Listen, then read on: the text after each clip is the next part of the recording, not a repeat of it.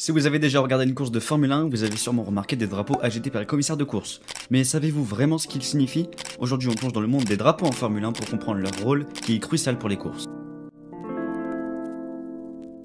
Les drapeaux existent en Formule 1 pour assurer la sécurité et la régulation des courses. Comme sur une route, il faut des règles claires et précises et des signaux visibles pour guider les pilotes et éviter les incidents ou accidents. Car à 300 km/h, impossible pour les pilotes de savoir tout ce qui se passe sur la piste malgré leur entraînement dur. Il a donc fallu trouver une solution dès le début de ce sport.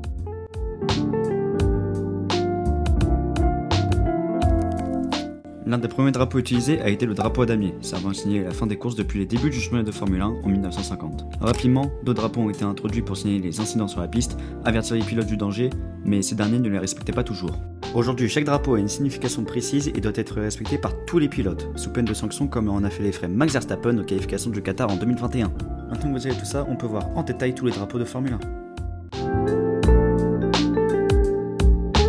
Le drapeau vert est un signal fondamental dans le règlement de la Formule 1, symbolisant une situation où la course peut reprendre normalement sans aucun danger imminent. Ce drapeau est généralement agité par les commissaires de course lorsque la situation sur la piste est dégagée après un incident, un accident ou une interruption de course. Le drapeau vert est agité quand une voiture de sécurité est terminée, quand une zone sous drapeau jaune est finie ou lorsque la course commence ou reprend.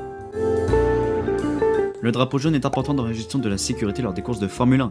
Il est agité lorsqu'un danger est présent sur la piste, qu'il s'agisse d'un accident, d'une voiture hors de la piste ou de débris qui rendent la conduite dangereuse pour les autres pilotes. Le drapeau jaune est utilisé pour signaler un danger immédiat sur la piste, mais qui n'implique pas nécessairement un arrêt total de la course ni même une voiture de sécurité.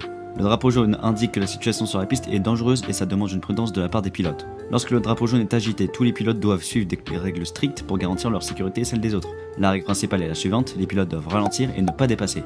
Il existe aussi le double drapeau jaune, celui-ci signifie que les pilotes doivent ralentir et s'apprêter à freiner à cause d'un danger devant eux. Les drapeaux jaunes et double drapeaux jaunes peuvent apparaître pour plein d'incidents différents, des accidents légers, des débris ou même des animaux sur la piste. Dès que la zone de danger est passée, le drapeau vert est agité, les pilotes peuvent reprendre la course normalement. Lors d'une course de Formule 1, il peut y arriver qu'un événement majeur survienne, obligeant la FIA à interrompre la course pour des raisons de sécurité. Cela peut être dû à une forte pluie, un accident grave ou toute autre situation qui met en danger la vie des pilotes. La décision d'interrompre la course n'est jamais prise à la légère car elle vise avant tout à protéger la vie des pilotes, mais aussi des spectateurs et des équipes. Une fois que la situation a été maîtrisée et que la sécurité a été rétablie et que la piste est prête à accueillir à nouveau les pilotes, la course peut reprendre. Les commissaires agiteront donc le drapeau vert, les pilotes sortiront des stands, se positionneront sur la grille de départ pour effectuer un deuxième départ de course.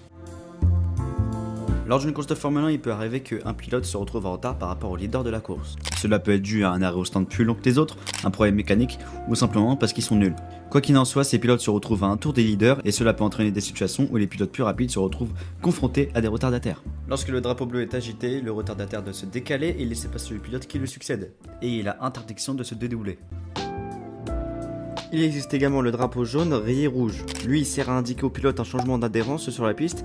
Ça peut être du gravier sur la piste, de l'herbe, ou même des flaques d'huile ou de l'eau s'il y a de la pluie.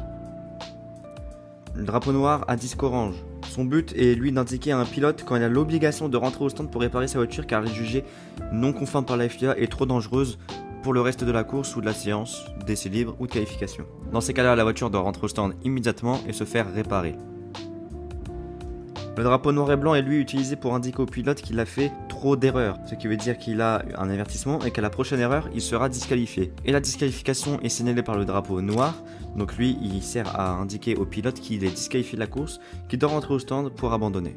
Vous connaissez désormais toute la signification des drapeaux en Formule 1, c'est la même chose dans le sport automobile en général, donc que ce soit Formule 1, Formule 2, Formule 3, mais il existe des variantes pour certains sports automobiles comme le WEC par exemple, comme par exemple le drapeau bleu. Merci d'avoir regardé cette vidéo jusqu'au bout, j'espère que cette vidéo sur l'explication des drapeaux en Formule 1 et en sport automobile en général vous aura plu.